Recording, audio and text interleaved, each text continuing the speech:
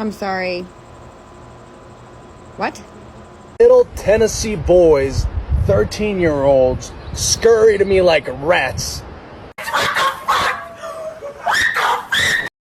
There he goes. Boyd. My friend Boyd. He came all the way from Lima looking for me because I told him I might be here 2 days from 2 days ago. And came looking for me all over and found me and brought me a bunch of groceries and brought me a bunch of gear. And I didn't ask for anything. Just a great guy, a great rancher, a great horseman, and a great American.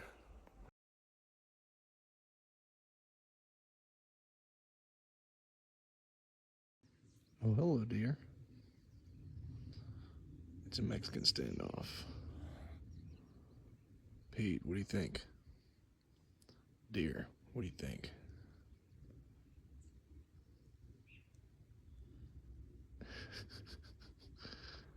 Dear, dear, dear.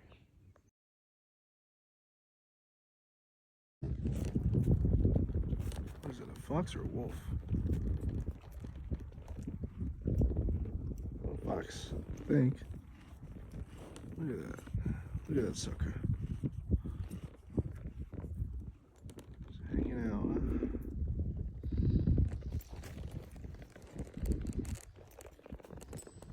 Actually, it's a coyote. Never mind.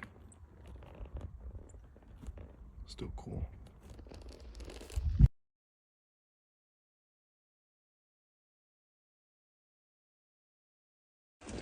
That was a show. Snow, snow, snow. It's still snowing over there. We passed the big hole pass over there. And now we're headed to Jackson, Montana. Right over that hill somewhere.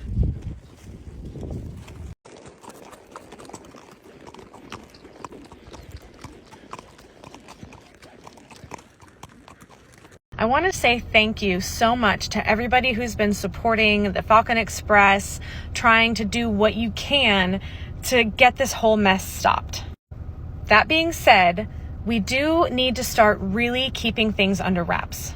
We have kind of developed a pattern where we'll get a sighting of him in public and we'll find out the information, and the person who sees him will tell not just us, but a bunch of other creators.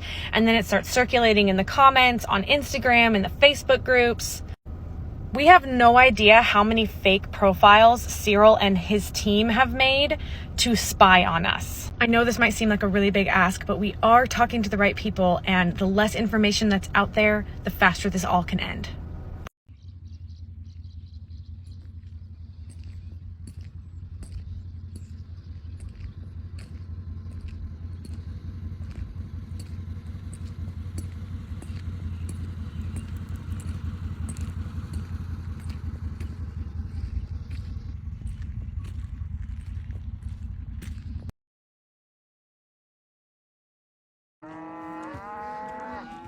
Pushing cows in Montana.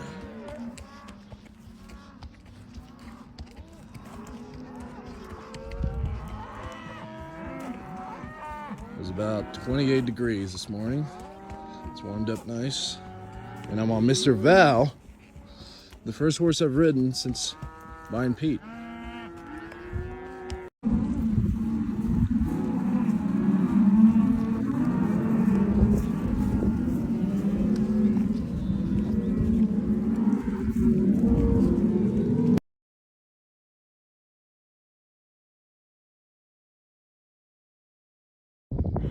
What's going on, Val? Gathering up some cattle, pushing them over here.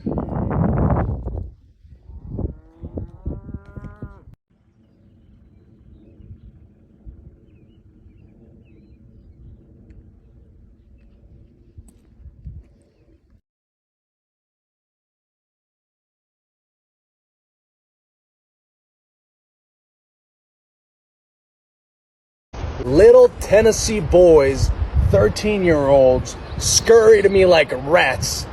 I mean, look at this guy. Beautiful paint coat, bay and white, with the absolutely pick-stitched Tucker saddlebags and Tucker saddle. Dot, dot, dot, dot, dot. 4 white socks. And 1 blue eye, 1 brown eye. Rorschach mark on the front of the face. Dot, dot. Kapow. And as we go in the back here, we got Mars and Venus, 2 absolute planets.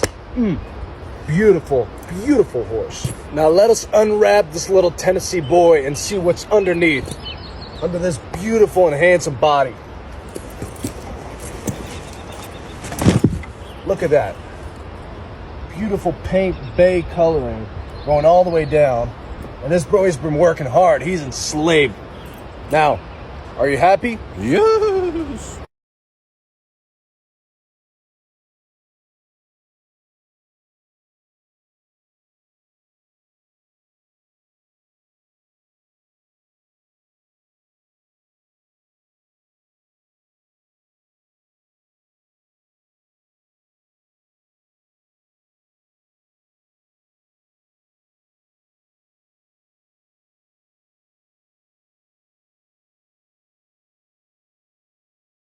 My kitten is bumping my phone.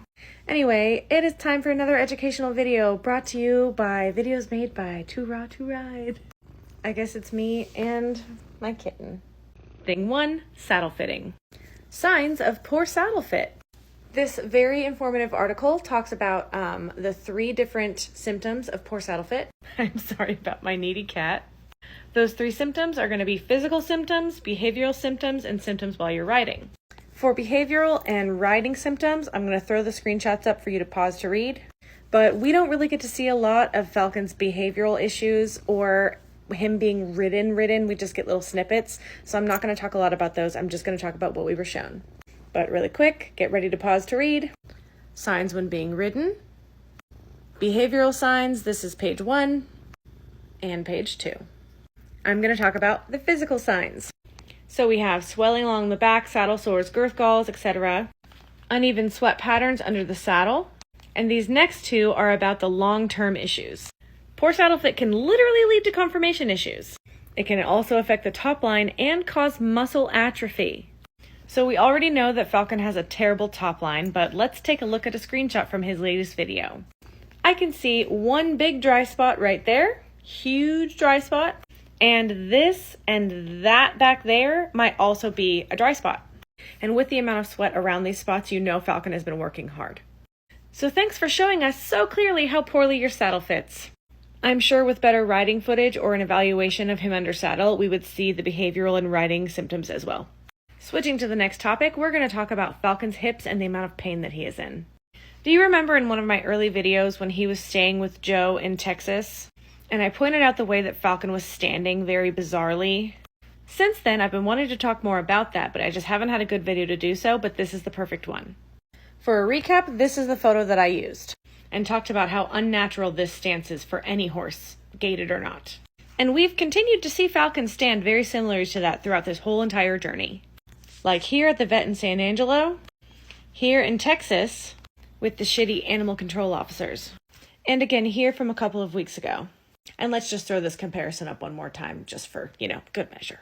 This is called the tripod stance, which horses do when they suffer from a weak hind end.